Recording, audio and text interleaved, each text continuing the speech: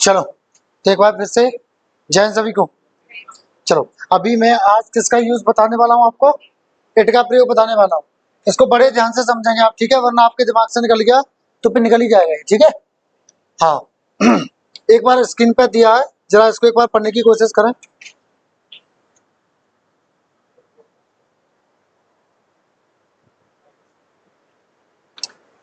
Mic होगा ऊपर, जरा ले आएंगे ऊपर, माइक होगा, माइक चले जाए, आपसे कह रहा हूँ। हाँ माइक ले आए, ठीक है, जल्दी फटाफट से, तब तक समझने की कोशिश करें।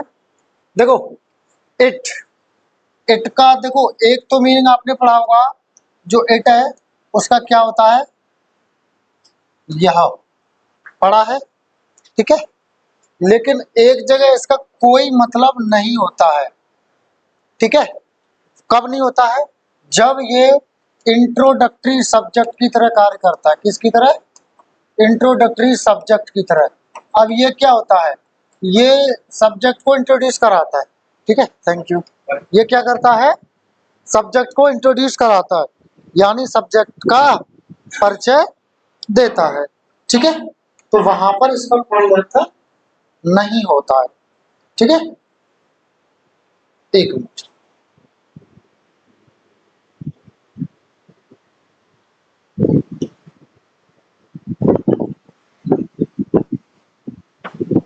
हाँ तो इसके दो अर्थ हो गए, दो जगह इस्तेमाल हो गया। एक तो कहाँ, एक तो जगह इसका अर्थ कहाँ आएगा, क्या आएगा, यह, ठीक है। और एक कहाँ, इंट्रोडक्टरी सब्जेक्ट की तरह, दोनों तरह से ही होता है, ठीक है ना। जब इंट्रोडक्टरी सब्जेक्ट की तरह इसका इस्तेमाल होगा तब इसका कोई हिंदी में अर्थ नहीं निकलेगा, ठीक है। चलो अच्छा, एक जोर देने के लिए भी करते हैं हम, ठीक है, जोर देने के लिए भी करते हैं, मैं बताऊंगा आगे बताऊंगा, ठीक है ना। चलो देखो, हाँ बिल्कुल अभी कर लेना, मैं सारा डिटेल बताऊंगा, ठीक है।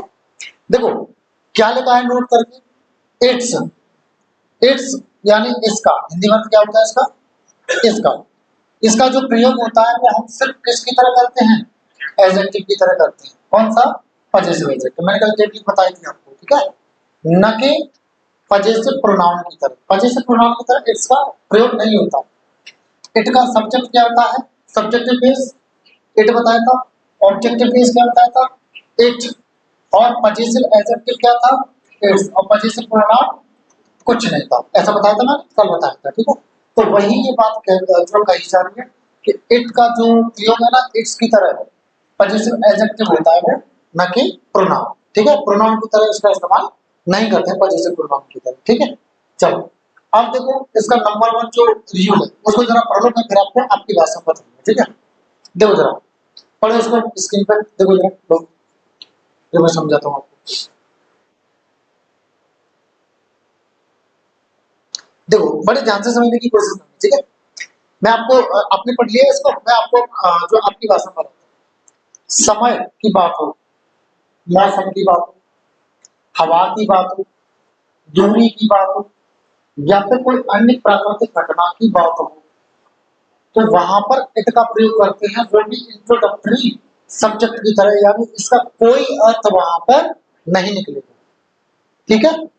मैं फिर से रिपीट करता हूं, जब बात समय, मौसम, हवा, दूरी, अब ये सारी प्राकृतिक घटना है ना, या अन्य कोई प्राकृतिक घटना आ जाए, तो उसके लिए हम इट का प्रयोग करते हैं किसकी तरह, एक सब्जेक्ट की तरह। कैसा सब्जेक्ट, इंट्रोडक्टरी यानी परिचय कराने वाले सब्जेक्ट की तरह। और वहां पर उसका खुद का कोई अर्थ नहीं होता। जैसे देखो अब देखो इसको पढ़ लेते हैं। इट का प्रयोग टाइम यानी समय, मौसम, दूरी, हवा व अन्य प्राकृतिक घटनाओं के लिए इंट्रोडक्टरी सब्जेक्ट के रूप में किया जाता है इसका, ठीक है, यही बात इसमें लिखी है, ठीक है। अब कैसे, जैसे देखो इट इज विंटर, सर्दी है, सर्दियां हैं यार, सर्दी है, सर्दी का मौसम, ठीक है, सर्दी का मौसम, तो इट इज विंटर। इसी तरह से बारिश हो रही है, इट इज रेन। ये सारे क्या है, प्राकृतिक घटना है भाई, सारे नेचुरल वही है ना। इट इज ट्यूजडे, मंगलवार। अब सुनो, हम अब आप कहोगे सर मैं कह रहा हूं कि आज ट्यूजडे है, ठीक है। सर मैं तो ऐसे कहूंगा कि आज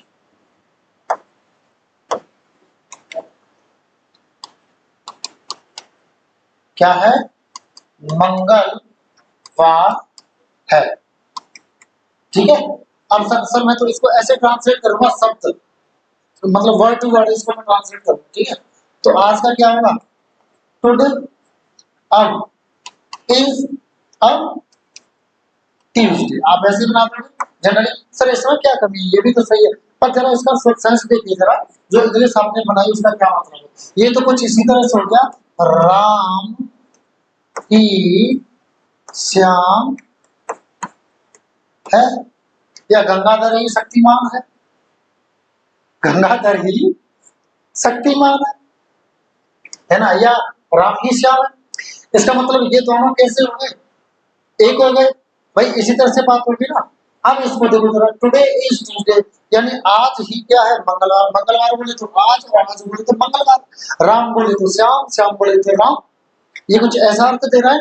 अगर सेम टू सेम इसको अगर हम ट्रांसलेट करेंगे तो ऐसे तो कुछ होगा, बट अर्थ क्या है? आज मंगलवार है, मतलब हम आज का दिन मंगलवार है, हम ये कहना चाह रहे हैं। हम ये नहीं कहना चाह रहे कि आज बोले तो मंगलवार, मंगलवार बोले तो आज, ये दोनों का एक ही नाम है, ऐसा नहीं है। अगर हम इस तरह से इसको ट्रांसलेट करेंगे तो इसका मतलब पता है, कुछ इस तरह से निकल गया।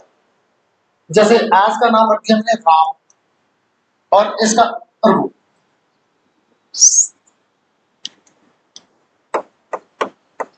गंगाधर ही शक्तिमान है। ठीक है। अब इसका मतलब क्या है? गंगाधर और शक्तिमान एक ही व्यक्ति है। इसका क्या मतलब? आपने देखा है शक्तिमान, है ना? देख नहीं देखा? हमने देखा है, बहुत छोटी छोटी तब आता था। हाँ, टीवी में देखा है। ठीक है, देखना बहुत अच्छा, मतलब हमें अभी अच्छा लगता है वो। हाँ, चलो तो इसको हम कैसे बनाएंगे? गंगाधर इज शक्तिमान। ये कुछ इस तरह से हो गया कि राम अच्छा प्लेयर है ना, राम खिलाड़ी है। तो इसका मतलब एक ही व्यक्ति की बात हो रही है। लेकिन यहाँ पे आज और ट्यूसडे क्या दोनों एक ही चीज है? क्या दोनों एक ही चीज है? ये नहीं, अलग अलग है। तो ऐसा सेंस देने के लिए हमें एक इंट्रोडक्टरी सब्जेक्ट की तरह इस्तेमाल करना पड़ता है।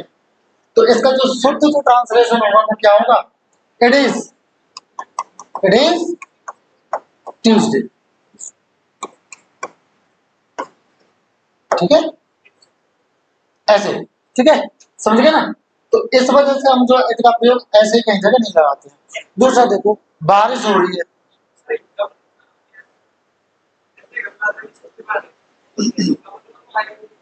आप एग्जैक्ट शब्द लगाने की कोशिश करोगे ना तो उसका ट्रांसलेशन कभी बन ही नहीं सकता। हाँ, ठीक है, अर्थ देखना होता है। अच्छा, गंगाधर शक्तिमान का अर्थ क्या है? Gangadhar, Gangadhar is Shaktimaan, simple. हर जगह एग्जैक्ट शब्द का आप अगर ट्रांसलेट करने की कोशिश करोगे तो गलत हो जाएगा, गलत हो जाएगा। ठीक है, तो हर जगह नहीं करते, वो सेंस के हिसाब से देते हैं। ये भाषा विषय नहीं है। अगर इसको विषय की तरह पढ़ने लगोगे तो फिर गलतियां, तभी तो हमारी गलतियां होती हैं। इसको विषय की तरह पढ़ने की कोशिश करते हैं। अब जैसे मैंने बोला बाहर जाइए बाहर जाइए, अब ये अंडरस्टूड है ना, मैं किससे बोल रहा हूँ बाहर जाने के लिए? यू से। तो मैं सिर्फ क्या बोल सकता हूँ? Get out. मुझे कहने की आवश्यकता नहीं है, यू गेट आउट। समझ रहे बात को, है ना? ये है। अब जैसे मैंने कहा मुझे कल मुझे 500 रुपए मिले, तो 500 रुपए मिले इसको ट्रांसलेट कैसे करोगे आप? Yesterday 500 rupees met to me. आप सोचो जरा, यस्टरडे, हाँ देखो जरा, शब्दों पे ना जाएगा, सेंस देखना होता है। यस्टरडे 500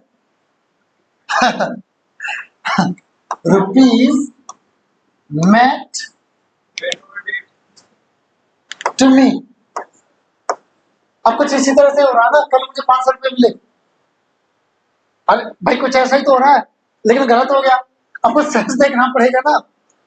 अब आपको मिले मतलब आपने पाया उनको, तो पाया यानी फाइंड, तो yesterday I found 500 rupees होगा इसका सही।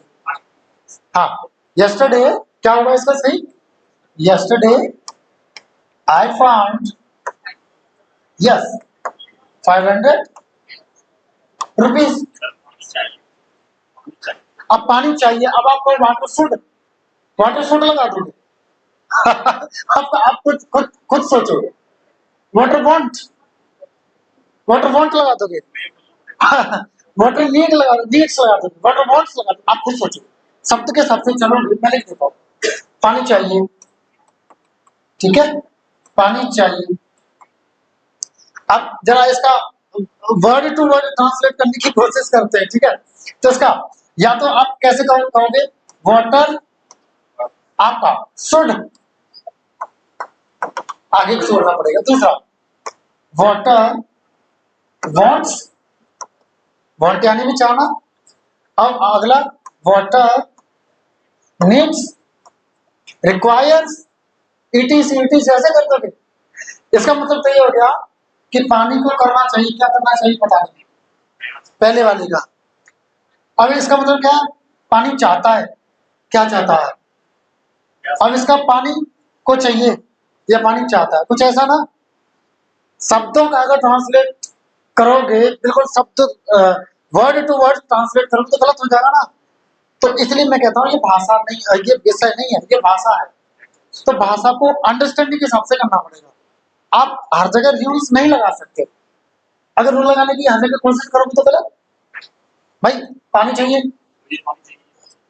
है ना।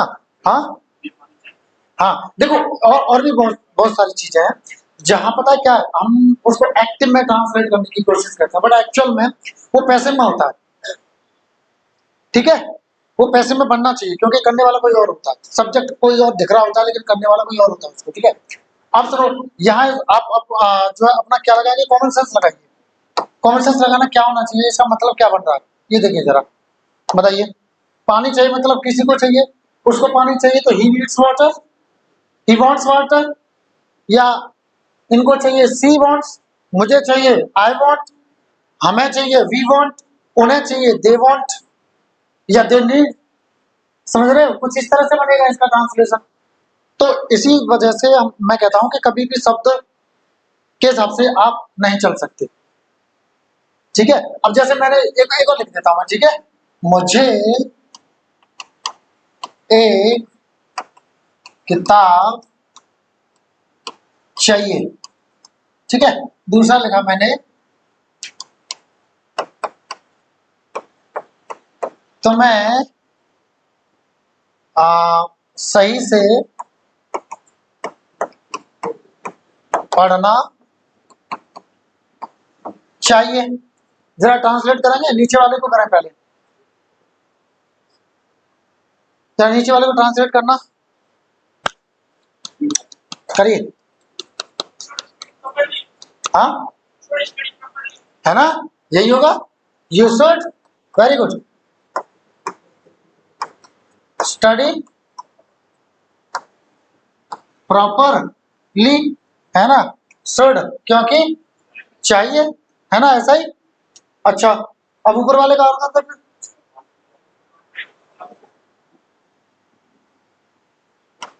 आई शुड, हाँ, वन बुक,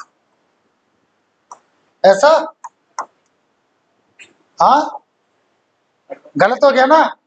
हाँ, तो कभी भी आप जो है शब्दों के हिसाब से नहीं ट्रांसलेट करोगे, सेंस देखना पड़ेगा। यहाँ पे चाहिए का मतलब पता है क्या है, चाहता है, जरूरत है, आवश्यकता है, ठीक है। उसका मतलब क्या होता है, नीड या वांट, ठीक है, या रिक्वायर भी कह सकते हो। तो यहाँ पे क्या करोगे, आई नीड अ बुक। हाँ, बनाना जरा, बनाओ। हाँ हाँ हाँ, बताओ कैसे, बताओ। यहाँ पे आवश्यकता कहाँ है, यहाँ तो सलाह दे रहे हो आप।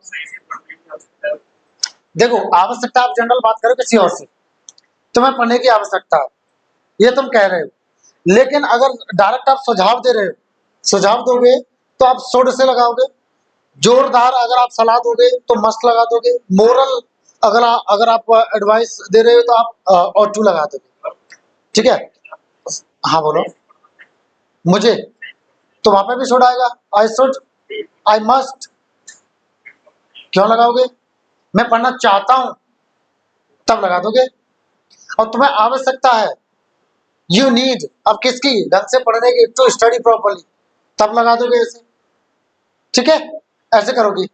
अब समझ में आ गया? तो कभी भी शब्दों के हिसाब से ट्रांसलेशन मत करिएगा, ठीक है।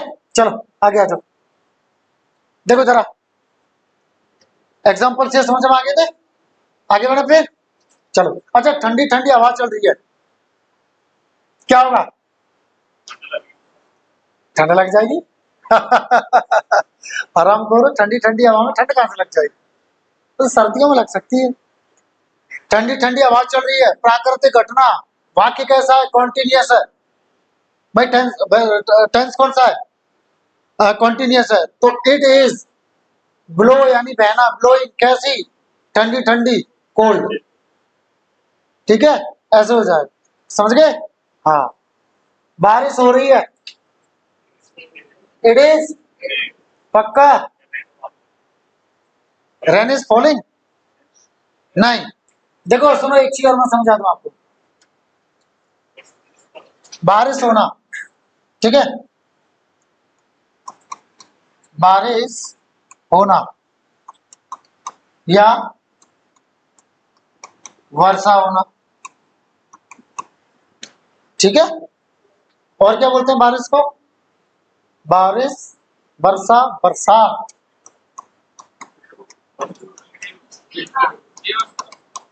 हाँ। देखो ये मुझे इसलिए याद है, तीनों ही शब्दों में तीनों ही स आ जाते हैं अपने, इसमें देखो ये वाला स, इसमें देखो ये वाला स, और इसमें ये वाला स, तीनों सा आ जाते हैं, नाम एक ही के हैं, तीनों सा आ जाते हैं, इसलिए याद है, ठीक है। तो इसका दो तरह से दो मीनिंग होते हैं, एक तो खुद रेन और एक फॉल रेन, ठीक है। अब मेरी बात सुनो, रेन को समझ लेते हैं। आप इंद्रधनुष जानते हैं? इंद्रधनुष क्या बोलते हैं उसको? रेम्बो, ऐसे तो बोलते हैं आप ना, पता है क्या, मीनिंग को रट्टा ज्यादा मारते, समझते नहीं। देखो मेरी बात सुनो, पहले रेन को समझो। रेन होता है छोटे छोटे पार्टिकल्स टाइप, बूंदे टाइप पानी की, और उसको बोलते हैं रेन। अब कौन सी, खासकर जो ऊपर बादलों से पानी गिरता है उसको, पानी क्या होता है? बादलों से गिरता है, क्या होता है? गिरता है। तो गिरना मतलब क्या होता है? फॉल, तो इसलिए उसको बोलते हैं। और गिरते, देखो ये नाउन भी है, ये नाउन तथा वर्ब दोनों है। यहां पर ये नाउन है और यहां पर ये वर्ब है। अगर मैंने आपसे कहा इट इज रेनिंग, मैंने आपसे कहा इट इज रेनिंग, तो यहाँ पे ये जो रेन है वो क्या है? वर्ब। वही मैंने आपसे कहा इट इज फॉलिंग रेन, तो यहाँ पे रेन क्या है? यस, यहाँ पे नाउन हो गया, ठीक है। चलो, क्यों? क्योंकि यहाँ पे मेन वर्ब ये हो, ठीक है। अब सुनो, रेन क्या बताया मैंने? पानी की बूंदें, छोटे छोटे पार्टिकल्स, ठीक है, जो कि गिरते हैं बादलों से, वो। अब आपने सुना होगा रेनबो, तो बो मतलब समझो पहले, बो होता है ये ऐसी आकृति वाली चीज, ठीक है। बो मतलब क्या होता है? ये। अब आपने किसी को सलाम वगैरह करने के लिए भी बो सुना होगा, तो हम ऐसे हो जाते हैं, ऐसे अगर हम किसी को नमस्कार कर रहे हैं, सलाम कर रहे हैं, तो हम बो कर रहे हैं उसको, नमस्कार। अब उसको बो क्यों बोला? आप पता है, दिमाग नहीं लगाते, रट्टा मार लेते, बो मतलब सलाम करना, ये भी होता है बो। सुनो, वो इसलिए बोलते हैं क्योंकि हमारी आकृति देखो कैसी हो गई है, ऐसी हो गई है, ऐसी कुछ ऐसी हो गई है। वो ढुल्लू नहीं बाबा जी का, वो वाला नहीं, बेवकूफो। देखो आकृति देखो, बो टाइप है बो, तो इसलिए बो बोलते हैं, ठीक है, इसलिए बो बोलते हैं। अब धनुष को क्या बोलते हैं? बो। धनुष को भी क्या बोलते हैं? बो। तो वो भी कैसा होता है? ऐसा। भाई उसमें कुछ बांध के ऐसे तीर मारते हैं, तो उसकी भी आकृति कैसी होती है? ऐसी। भाई ऐसी आकृति होती है ना, ऐसे मान लो ये आपने बांध लिया और ये आपने एरो लगा दिया, ठीक है, बन गया बो। अब क्यों बोलते हैं इसको बो, क्योंकि ये ऐसी आकृति वाला होता है। अब रेनबो बोले तो इंद्रधनुष, इंद्रधनुष को देखो, इंद्रधनुष को रेनबो क्यों बोलते हैं? रेनबो नहीं, रेनबो होता है हालांकि। रेन यानी बारिश, और बारिश बोले तो इंद्र, इंद्र देवता बोलते हैं, देवता वेवता कुछ नहीं है, बारिश को बोलते हैं इंद्र। ठीक है, बारिश यानी पानी को, हाँ पानी को बोलते हैं वो। ठीक है, तो रेन यानी इंद्र, रेन यानी इंद्र, इंद्र यानी बारिश, बो यानी ऐसा झुका हुआ, यानी धनुष, तो इसलिए इंद्र धनुष बोल देते हैं। आपने रेनबो देखा होगा, ऐसा ही होगा, ऐसा ही तो होता है, तो इसलिए इसको क्या बोलते हैं? रेनबो। रट्टा मत मारा, रट्टा मारोगे फंसोगे। अगर इसी तरह से आप पढ़ते जाओ, कोई वोकैबुलरी ना 90% ऐसी है, आप अंडरस्टैंड करके करोगे तो एक बार याद करने की जरूरत पड़ेगी, भूलोगे नहीं। भूलते हम कब है? जब रट्टा मारते हैं, क्योंकि रटंत विद्या फलंत, ये फैक्ट है। यस, वो देखो मैंने साइंस इतनी नहीं पढ़ी है, पर हाँ ऐसा ही कुछ उसी से बनता है। ठीक है, मैं कॉमर्स का विद्यार्थी हूँ, पर इतना तो मैंने कॉमन सेंस लगा लेता हूँ तो बता देता हूँ। ठीक है, हाँ जी, अच्छा आप भी कॉमर्स के, वेरी गुड, तो मित्र मित्र हो गए। चलो ठीक है, अब देखो आगे, इट का जो प्रयोग है और कहाँ कहाँ करते हैं? छोटे जीव है ना, जानवर, कीड़े मकोड़े, या लाइफलेस यानी जो निर्जीव वस्तुओं उनके लिए, तथा देश के लिए भी हम इट का प्रयोग करते हैं। ठीक है, जैसे इंडिया लव्स इट्स कल्चर, ऐसे नहीं कह सकते हैं, India has demonstrated it's supremacy, India ने अपनी प्रधानता दिखा दी है। ठीक है, तो इंडिया देश, देश के लिए हमने इट्स लगाया। ठीक है, और इसके हम और भी आगे बढ़ाना चाहते हैं, सब्जेक्ट की तरह तो इट लगा करके कर सकते हैं, ऑब्जेक्ट लगाओगे तब इट लगाओगे, और जैसे मैं इट्स लगा दूंगा। ठीक है, नहीं ठीक है, रुक जाओ, बताऊंगा मैं, बताऊंगा, लगा दो लगा दो, बताओ। ठीक है, चलो ये समझ में आ गया। एग्जाम्पल्स देखिए जरा, इट इज एन इंसेक्ट, ये क्या है? कीट पतंग है, मतलब कीड़ा मकोड़ा है, कीड़ा मकोड़ा। ठीक है, इट इज एन आंट, ये चींटी है। ठीक है, इट इज अ चेयर, ये कुर्सी। ठीक है, लाइफलेस यानी निर्जीव, छोटे जीव। ठीक है, ऐसे लगा सकते हैं, ये तो बहुत सिंपल है। ठीक है ना, इसके लिए कोई बड़ी बात नहीं। ठीक है, अगला देखो जरा, ये अपना एग्जाम्स में काफी पूछा जाता है। ठीक है, जेंडर जब हमारा स्पष्ट ना हो, किसका? चाइल्ड या बेबी। ठीक है ना, जब इसका जेंडर क्लियर ना हो, यानी नहीं पता हो, तब हम उसके लिए क्या लगाएंगे? इट का प्रयोग करेंगे। एक मैंने सेंटेंस कराया था 2 दिन पहले, द चाइल्ड या the baby has pulled its hair, ऐसा मैंने कहा था ना। हाँ, तो वहां पे इट्स आया था ना, वो पॉजिटिव के चाहिए था इसलिए, है ना। तो अगर हमें सब्जेक्ट चाहिए होगा तो इट लगाओगे। ठीक है ना, हाँ, और जिसको पता है वो नहीं लगाएगा। अरे तब नहीं लगाओगे जब नहीं पता हो। अब आप साइड से गुजर के जा रहे हो, कोई बच्चा रो रहा है ना, अरे बच्चा बोला है मैंने, अब बच्चा को रो रही है कैसे कहते जब मुझे जेंडर ही नहीं पता। मैंने बोला बच्चा रो रहा है, अब फिर शब्दों पे चले गए, शब्दों पे जाओगे फंस जाओगे। ठीक है, शब्दों पे नहीं जाना है। ठीक है, हाँ चलो, अच्छा शब्दों में जा रहे तो जरा बताना, हम ही हैं जो ये कर सकते हैं, चलो बताओ जरा।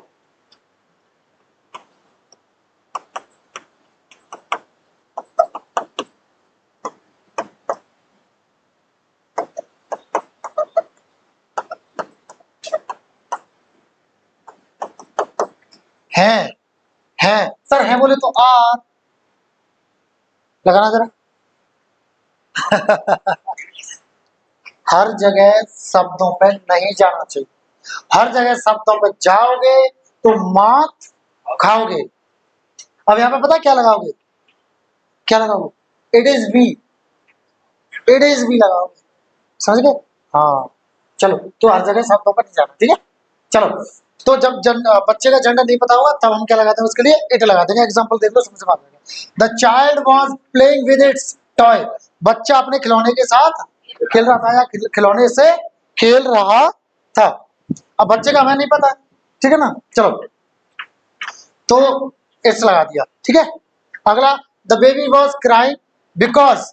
बच्चा रो रहा था, क्यों? क्योंकि it had fallen from the bed, क्योंकि वो बिस्तर से गिर गया था। अब आप निकल के जा रहे थे, एक बच्चा औंधा बोंधा सा पड़ा आपको दिखा, और बगल में ही कोई खटिया वटिया या कुछ होगी। मान लो गर्मियों में बाहर खटिया बिछा के गांव में बच्चे को लेटा देते हैं ना, है ना। तो वो गिर पड़ा, और वो अपने काम में लगी, मम्मी अम्मी उनकी जो भी है, तो लगे, वो बच्चा रोएगा। अब आपको इतना कॉमन सेंस तो है, ये क्यों रो रहा है? गिर पड़ा इसलिए रो रहा है ना। अब आपको जेंडर तो नहीं पता, बहुत छोटा बच्चा है ना, उस टाइम पे तो जेंडर नहीं पता होता है, तो आप क्या लगाओगे इसके लिए? इट लगाओगे, ठीक है ना। ऐसा करोगे आप, समझ गए? हाँ, जब गर्ल चाइल्ड या बॉय चाइल्ड लिखा होगा तब आप अकॉर्डिंग टू जेंडर लगा दोगे, ठीक है। हाँ, आगे बढ़े। हाँ बिल्कुल, कर लो।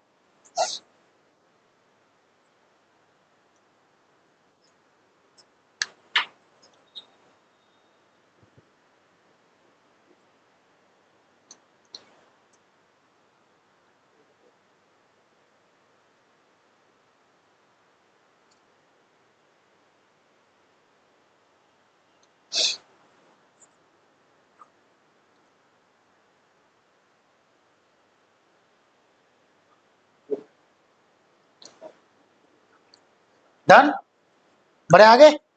चलो,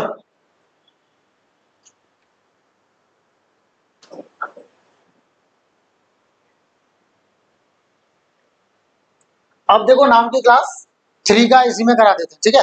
कल नाउन की 2 वाली जो क्लास हुई थी, इससे पहले वाले, वो क्या, उसमें आवाज सही से रिकॉर्ड ना हो पाई, तो वो वीडियो रह गई, ठीक है। चलो, देखो, अब अगला प्रोनाउन कौन सा वर्ड शुरू होता है? पजेसिव प्रोनाउन, है ना। ये बड़ा खतरनाक सा प्रोनाउन है, ठीक है। अगर नहीं समझ आया तो, और समझ गए तो बहुत आसान है, और मैं आपको समझा के मानूंगा, ठीक है। तो आप समझने की पूरी कोशिश करेंगे। इसका काफी मैं चीजें कल वाली क्लास में बता चुका था, फिर से समझते हैं, ठीक है। पजेसिव, पजेसिव किससे आया? पजेशन से। पजेशन का मतलब क्या होता है? संबंध या अधिकार। भाई, पजेशन का क्या मतलब होता है? संबंध या फिर अधिकार, यही अर्थ होता है, ठीक है। तो पजेसिव शब्द उसी से आया है, ठीक है। संबंध वाचक या अधिकार वाचक आप कह सकते हैं इसको, ठीक है। देखो, अब इसमें आते क्या क्या है? Mine, ours, yours, his, hers, theirs. अब आप इसमें इट्स से लगाओ तो नहीं लगेगा, अभी थोड़ी देर पहले मैंने लगाया था, क्योंकि इट्स क्या होता है? यस, इट्स होता है पजेसिव एडजेक्टिव, ठीक है। हाँ, चलो, अब डेफिनेशन देखो जरा इसकी। ये वे प्रोनाउंस होते हैं जो वस्तुओं या व्यक्तियों के बीच अधिकार या संबंध बताते हैं, क्योंकि इट्स को चाहिए नाउन, है ना। नाउन के साथ आता है, नाउन के साथ आता है एडजेक्टिव। कहाँ लिख रहा है बताओ? क्या नहीं आता? ओ, ऑन, हाँ बिल्कुल। सुनो, इट्स पता है क्या होता है? एडजेक्टिव होता है, क्यों? क्योंकि ये नाउन लेता है। कौन सी किताब पढ़ रहे हो? कोई भी हो, ठीक है, कोई भी किताब हो, कम से कम 10 किताबों का निचोड़ दूंगा आपको, टेंशन मत लो, ठीक है। एक कंपटीशन की एक किताब उठा लेना, सारे रूल्स पहली बात तो मिलेंगे नहीं, अधूरे अधूरे मिलते हैं, ठीक है। और एक पार्टिकुलर किताब है इसलिए जिसमें पूरा प्रॉपर्ली ढंग से समझाया हो, ठीक है। हाँ, एक लूसेंट की किताब है, उसमें 99% चीजें दी हैं, लेकिन आप उसको पढ़ने बैठोगे तो पागल हो जाओगे। वो टीचर ही पढ़ सकता है उसको ढंग से, एक विद्यार्थी पढ़ेगा ना तो उसमें उलझता जाएगा, और फिर वो इंग्लिश से बाहर निकल नहीं पाएगा, क्योंकि एक जिद होती है ना हमारी, नहीं मैं करके मानूंगा, और करके मानोगे फिर आप ये समझो, फिर आप टीचर बन सकते हो, एक अच्छा स्टूडेंट, या यूं कहे कंपटीशन क्वालिफाई करने में फिर आपकी लंका लग जाएगी। क्यों? क्योंकि मोस्ट ऑफ द टाइम आपको वहीं फिर स्पेंड करना पड़ेगा समझने में उसको, खुद से समझने के लिए टाइम लगता है, फिर आपके बाकी के सब्जेक्ट छूट जाएंगे, कैसे पढ़ाई करोगे? ठीक है ना। तो इसलिए बाकी की जितनी भी किताबें हैं सब में 50% भी रूल्स नहीं है, 50% भी। मैंने सारी किताबें उधेड़ रखी हैं, मेरी टेबल देख के आ जाना, इतनी सारी किताबें रखी हैं, देख लेना टेबल जाके, ठीक है। और इतनी मेरे फ्लैट पर रखी है कम से कम। हाँ, अच्छा वहीं से लिए, देख लेना बहुत सारी किताबें हैं टेबल पे, ठीक है। और कम से कम मैंने 250 किताबें पढ़ी है इंग्लिश पे, लोकल राइटर से लेकर के आपके नेशनल इंटरनेशनल राइटर्स की पढ़ी है। ऐसे नहीं है टाइम पास नहीं किया है, ठीक है, बहुत मेहनत की है तब जाके हाँ पढ़ा रहा हूँ, ठीक है। और नौकरी तो मुझे कभी करनी ही नहीं थी, और अब भी चाहे भिखारी हो जाओ नौकरी नहीं करूंगा, बस चाटुकारिता नहीं होती मुझसे, तलवे नहीं चाट सकता, मैं छोड़ के आ चुका हूँ, ठीक है। मालिक बनने का भी शौक नहीं है, मैं कभी भी चाहे कुछ भी हूँ, कभी भी मैं अपने एम्प्लॉयज को भी महसूस नहीं होने देता कि आई एम द ओनर, ठीक है। ऐसा होना भी नहीं चाहिए, क्योंकि हमारे साथ अगर कोई काम कर रहा है तो वो हमारा परिवार का हिस्सा है, और ये हर चीज हमारा परिवार है। अगर आप किसी को ऐसा महसूस होने देते हो कि हम मालिक हैं और तू नौकर है, तो तुमसे बुरा गिरा हुआ इंसान नहीं है। और अगर आप ऐसा दिमाग लगाओगे तो आपका एम्प्लाई भी दिमाग लगा सकता है, फिर वो परिवार की तरह नहीं नौकर की तरह काम करेगा, ठीक है। तो मेरा ऐसा सोचना है कि जो भी व्यक्ति हमसे जुड़ा है, आप लोग मुझसे पढ़ने आते हो, फैमिली की तरह पढ़ाता हूँ मैं, कभी आपको स्टूडेंट की तरह पढ़ाता ही नहीं। देखो परिवार में बहुत सारे रिलेशन होते हैं, ठीक है, तो आप भी मेरा परिवार हो, है ना, है ना, ये आपका संस्थान है ना, तो इसमें हम सब हैं, मेरा बताने का है, आपका सीखने का है ना। घर का मुखिया बताता है, बाकी लोग क्या करते हैं, सीखते हैं, फॉलो करते हैं, आप करते हो, तो आप भी एक परिवार का हिस्सा, ठीक है। चलो, तो भाड़ में जाए तो बाकी चीजें समझो, पढ़ो अच्छी बात है किताबें, लेकिन एक किताब मत पढ़ो कभी, कभी भी एक किताब मत पढ़ना, है ना। और कई सारी किताबों में बहुत सारी गलतियां हैं, इस किताब में नाम मत लेना, ठीक है, क्योंकि हो सकता है बहुत सारी इस किताब में गलती है, एम को सिंगुलर बताती है, देख लेना सर, पढ़ लेना, एम को सिंगुलर बताते हैं, सिंगुलर, ठीक है। हाँ, और एक और है पीले कलर की, ठीक है, एक मिनट वॉइस बंद कर लो।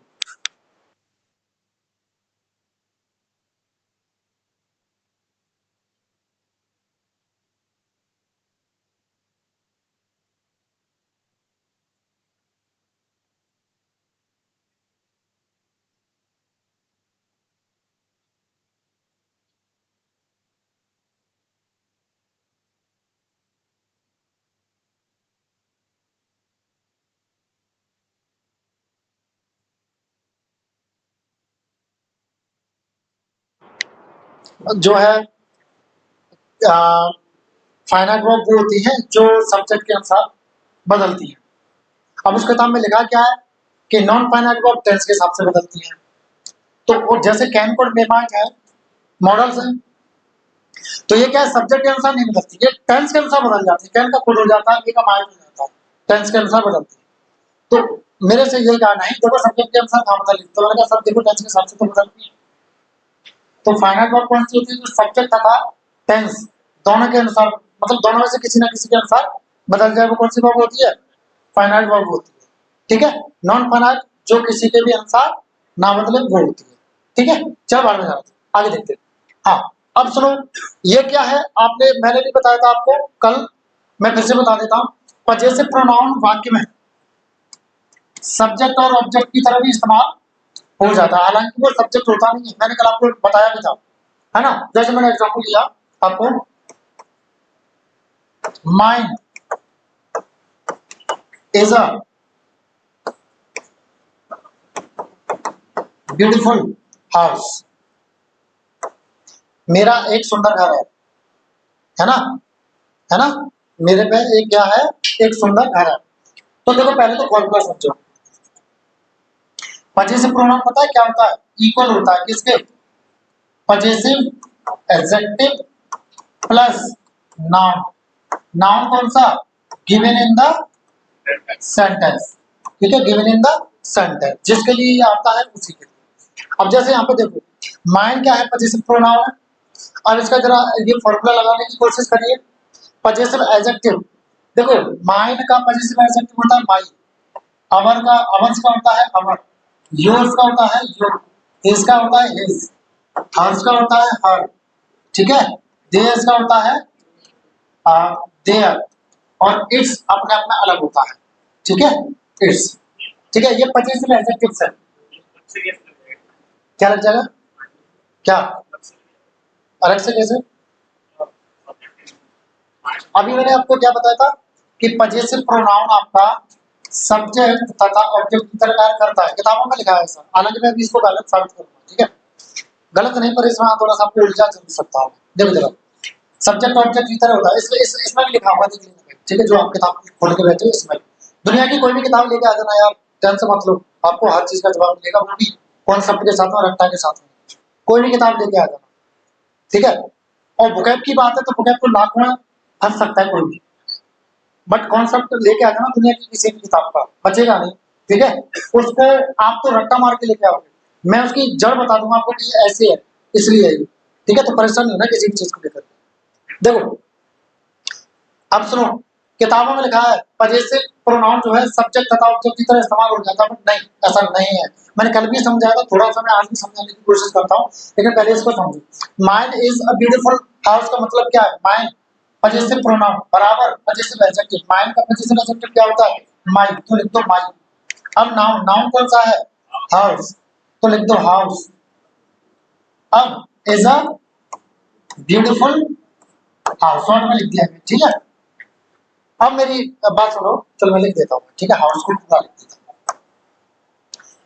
ये वाक्य सही है कि ये नहीं, दोनों सही नहीं है, ये सही है, ठीक है, क्यों, क्योंकि भाषा में रिपीटिशन जितना कम होगा उसको उतना ही शुद्ध माना जाता है। अगर आप किसी शब्द का रिपीटिशन बार बार कर रहे हो तो वो मतलब ये भाषा में कैसी है, वो वो उचित नहीं है, मतलब सही नहीं है, मतलब वो इनकरेक्ट है।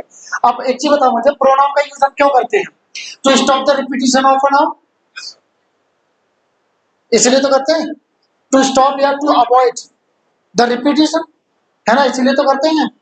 आपने परिभाषा क्या पढ़ी इसकी किताबों में, pronoun is used in place of noun, उसके स्थान पर। अब क्यों स्थान पर, क्योंकि वो उसका रिपीटिशन रोकना चाह रहा है, इस वजह से उसके स्थान पर होता है, ठीक है, तो इसलिए इसका रिपीटिशन ना हो तो हमने क्या लिख दिया, प्रोनाउन रख दिया। दूसरी चीज, यहाँ पे कितने शब्द से काम चल रहा था और यहाँ कितने लगाने पड़े, और मैंने बोला था कम से कम शब्दों में या कम से कम रिपीटिशन हो उतना ही भाषा को कैसा माना जाता है, अच्छा माना जाता है, तो इसीलिए ये गलत है और ये सही है, ठीक है। अब आ जाओ इस कॉन्सेप्ट पे कि ये सब्जेक्ट ऑब्जेक्ट, देखो मैं दो वाक्य लिखूंगा, ठीक है, मैंने लिखा हर्स आर फोर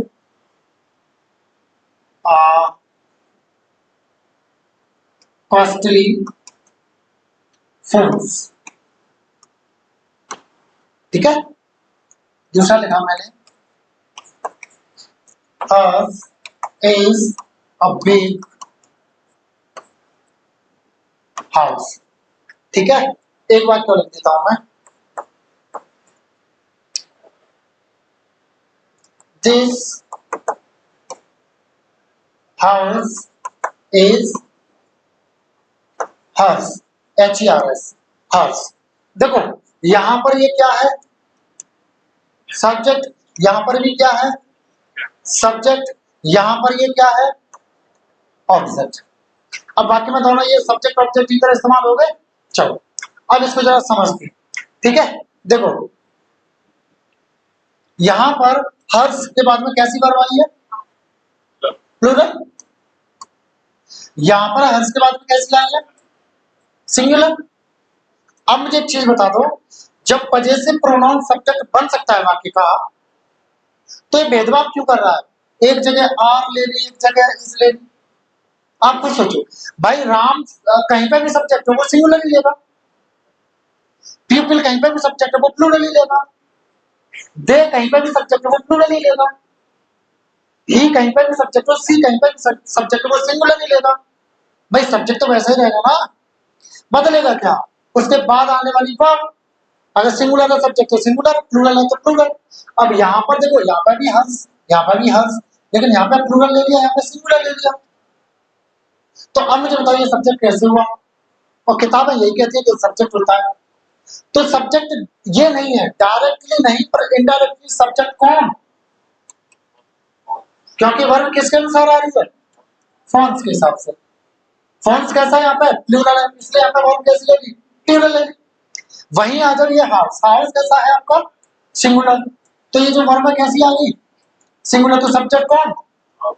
अब समझे, किताबों में सारी लिखी हुई चीजें सही नहीं है, क्योंकि सारी जो लिखी हुई चीजें है ना, वो जरूरी नहीं है जो हमारे पूर्वज जो ग्रामरियंस है वो लिख गए वो अभी भी वही लिखी है। कुछ आधे अधूरे ज्ञानी आ जाते हैं, लोग अपना ज्ञान लगा करके उसमें उसको बिगाड़ के चले जाते हैं, और वो मशहूर इतने हो जाते हैं कि फिर उनको लाखों करोड़ों लोग फॉलो करते हैं, और फिर जो गलत चीज होती है वो भी फिर सही साबित हो जाती है। दिस इज द फैक्ट, ये रियलिटी है। भाई हम अपना दिमाग क्यों नहीं लगाते, मुझे ये बता दो। जरूरी है हर लिखी हुई चीज सही हो? मैंने कल भी बताया था, मैं फिर से बताता हूँ। जब हम पहले टीचर से पढ़ते हैं ना, हम चाहे स्कूल में क्यों ना पढ़े, प्राइमरी में क्यों ना पढ़े, अगर हमने नाउन उससे सीख लिया ना, या प्रोनाउन या वर्ब या टेंस उससे सीख लिया, तो दुनिया का कितना भी इंटेलिजेंट टीचर आ जाए उससे बहुत ज्यादा इंटेलिजेंट, हम उस टीचर को शक की नजर से देखेंगे, और कुछ इस तरह से देखेंगे नहीं हमने पहले जिससे पढ़ा था वो सही है, चाहे उसने गलत पढ़ाया हो। जैसे कि अभी तक आप रट्टा मारते आए हो, जिन वाक्यों के अंत में ताय तीयते हैं आदि शब्द आते हैं, प्रेजेंट इंडेफिनिट कहलाते हैं। ऐसा ही तो भाई मेरा भाई नेता है, प्रेजेंट इंडेफिनिट होगा क्या? मेरे घर में एक चीता है, प्रेजेंट इंडेफिनिट हो गया क्या? पेड़ पर एक तोता है, प्रेजेंट इंडेफिनिट हो गया क्या? नहीं ना। हाँ, तो ये आधी अधूरी चीजें हैं, तो ऐसा हम नहीं करेंगे। हमें दिमाग दिया है भगवान ने यार, हमारे ग्रामरियंस को भी दिमाग दिया था, हमें भी दिया, हम उसको अप्लाई क्यों नहीं करें? या कोरा लाए कोरा ले जाओगे, खाली लाए खाली ले जाओगे। हाँ, कॉपी पेस्ट, डन, खत्म, बाय बाय टाटा। मेहनत नहीं करनी है क्या भाई? करनी है ना। तो पढ़ा करो, रट्टा मत मारा करो, समझा करो चीजों को, ठीक है? ये है कॉन्सेप्ट। और बताएं, तो अब यहाँ पे भी देखो, दिस हाउस इज हर्ष। हर्ष का मतलब पता है क्या है? हर हाउस। हर्ष का मतलब क्या है? हर हाउस। तो ऑब्जेक्ट ये नहीं है, ऑब्जेक्ट ये नहीं है, यहाँ पे ऑब्जेक्ट भी कहीं ना कहीं हाउस ही है, हर हाउस। समझ गए? पर ठीक है, चल रहा है तो चल रहा है, किताबों में भी लिखा है, समझे? नमस्कार। दूसरा तरीका मैं और भी तरीके से इसको साबित कर सकता हूँ, फिर आप चुप्पी बिल्कुल बिल्कुल शांत हो जाओगे। कैसे? केस, केस तो पढ़े होंगे, केस तो पढ़े होंगे। कौन से होते हैं? सब्जेक्टिव केस, ऑब्जेक्टिव केस और पजेसिव केस, है ना? Possessive case. अब मुझे ये बता दो, हर्ष कौन सा केस है? सब, अच्छा चलो वो बात बता रहा, मुझे पहले ये बता दो, सब्जेक्टिव केस का वाक्य में इस्तेमाल हम कब करते हैं? सब्जेक्टिव केस का प्रयोग हम वाक्य में कब करते हैं? जब वाक्य में हमें क्या चाहिए होगा? सब्जेक्ट। ऑब्जेक्टिव केस का हम इस्तेमाल कब करते हैं? जब वाक्य में हमें क्या चाहिए होगा? ऑब्जेक्ट। तो पजेसिव केस कैसे सब्जेक्ट हो सकता है यार वाक्य का? आप बताओ जरा। मैं इसको और भी कई तरीके से साबित कर सकता हूँ, पर साबित नहीं करना, बस आपके जो दिमाग के जो पट बंद हो चुके हैं ना, रट्टा रट्टा रट्टा मालूम पड़े, मैं उन पटों को नहीं खोलना चाहता हूँ, ठीक है? क्योंकि क्लास में समझाने बहुत ज्यादा डीप पर चला गया ना तो पागल हो जाओगे, ठीक है? तो समझा करो चीजों को, रट्टा मत मारा करो। किसी ने कहा कि मैं ब्रह्मांड में ज्ञानी हूँ, तो मानो मत ज्ञानी, मुझे भी मत मानो, मैं भी नहीं। उसको उसे उसे उसे रीजनिंग की तरह तर्क करो, आप तर्क करो, सर ऐसा क्यों? भाई कोई फैक्ट तो होगा, कोई बेस तो होगा, उसी पे तुम करोगे, ठीक है? तो ये गलत लिखा है किताब में कि पजे से प्रोनाउन वाक्य का सब्जेक्ट और ऑब्जेक्ट होता है। ठीक है, उनका लिखने के लिए कोई और भाषा नहीं है, कोई और तरीका नहीं है, बट कैसे हो सकता है? मैं साबित भी कर दिया ना। पजेसिव केस है, सब्जेक्ट तो सब्जेक्ट केस होता है, समझो बात को, ठीक है ना? चलो आगे बढ़ते, ये समझ में आ गया? आगे बढ़ते, देखिए जरा। अब देखो, ये सही लिखा है, क्या लिखा है? जब हमें किसी नाउन के बारे में बात नहीं करनी होती है ना, जब हमें किसी नाउन के बारे में बात नहीं करनी होती, उसकी चर्चा नहीं करनी होती, तो हम क्या करते हैं, पजे से प्रोनाउन का इस्तेमाल करते हैं। जैसे your brother and mine are very intelligent, तुम्हारा भाई और मेरा भाई कैसे हैं, वो बहुत होशियार है, वेरी इंटेलिजेंट है ना, हाँ वो कैसे बहुत होशियार है। अब मेरी बात सुनो, यहाँ पे mine is equal to what, my brother, ठीक है, mine is equal to my brother, यही तो होगा भाई, पजेसिव केस इसका, और now given in the sentence कौन सा है, ब्रदर, इसी के लिए वो आ रहा था, माय ब्रदर हो गया। अब why don't we use this one to avoid the repetition of noun, whatever noun है ना, इट इज, यहाँ पे क्या है, ब्रदर है।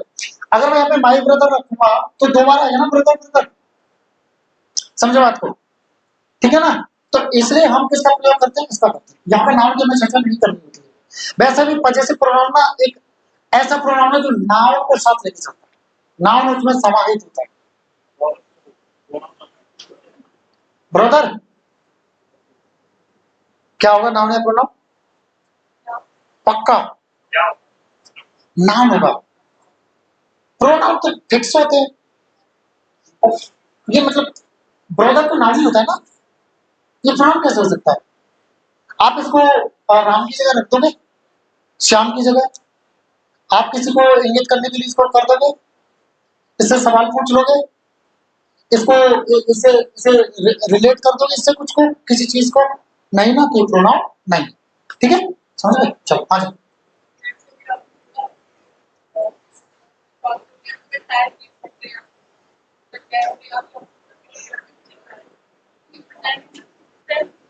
हाँ वेरी गुड, मेरे घर में चीता है।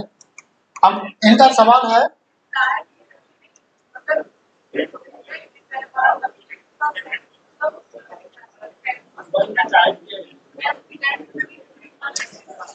ये भी गड़बड़ है, ये भी गड़बड़ है, ठीक है, किताबों में ये भी गड़बड़ कर रखा है कि प्रेजेंट इंडेफिनिट में सिंपल टेंस को घुसेड़ देते हैं, या सिंपल टेंस में प्रेजेंट मतलब इंडेफिनिट को घुसेड़ देते हैं।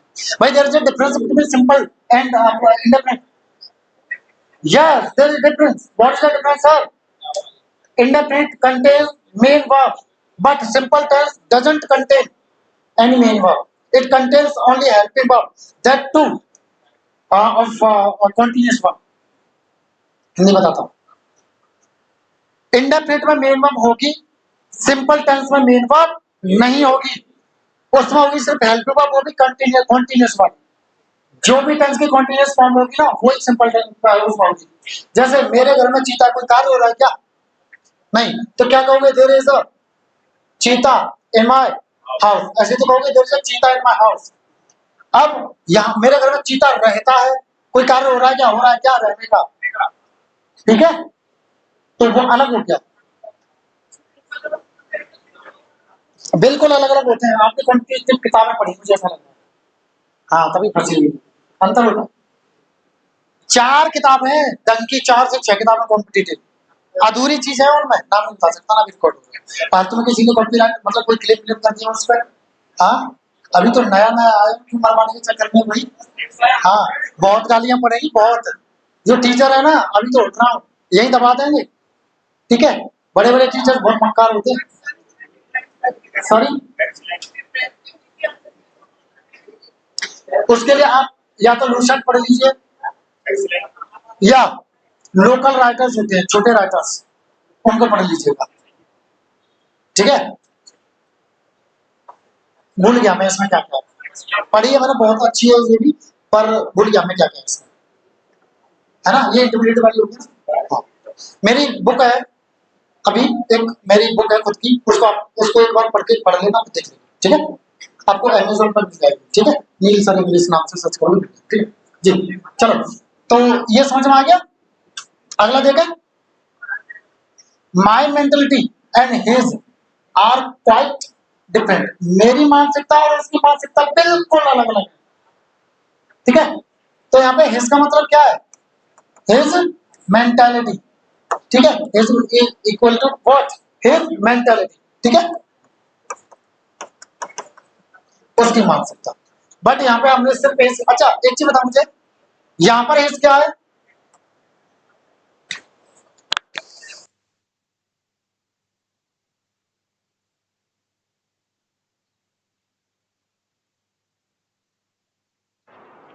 हाँ जी, हिज क्या है यहाँ पे? पक्का एडजेक्टिव तो नहीं है? क्योंकि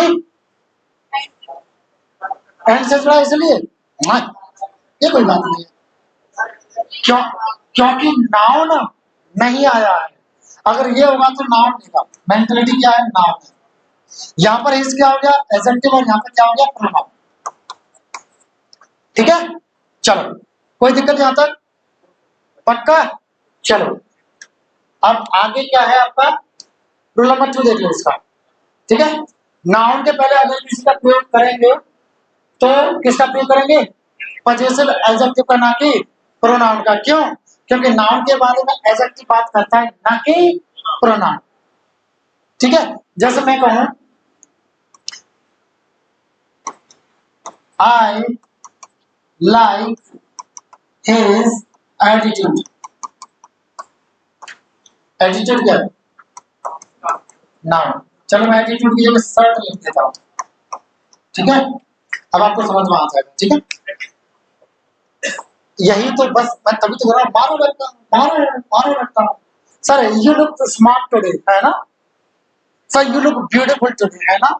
दोनों शब्द मिलाते हैं। ब्यूटीफुल लड़कियां होती हैं, लड़के हैंडसम होते हैं, और स्मार्ट दिखते नहीं है, स्मार्ट होते हैं। समझदार, चतुर, स्किल्ड व्यक्ति होता है स्मार्ट। अब आपने क्या बोला? एटीट्यूड बोले तो घमंड नहीं भाई। एटीट्यूड बोले तो आपका व्यवहार, आपकी सोच, आपकी एक्टिविटीज किस तरह की है, आप किस तरह से चीजों को क्या करते हो, इसको बोलते हैं एटीट्यूड। एटीट्यूड आपका नेगेटिव भी हो सकता है, पॉजिटिव भी। जिसको आप घमंड कहते हो वो एरोगेंस होता है। एक और बोलते हैं यू आर वेरी प्राउडी, गलत बोलते हैं। प्राउड होता है, प्राउडी नहीं होता। ठीक है, क्यूट, प्यारा। हाँ बिल्कुल, ठीक है, ओके।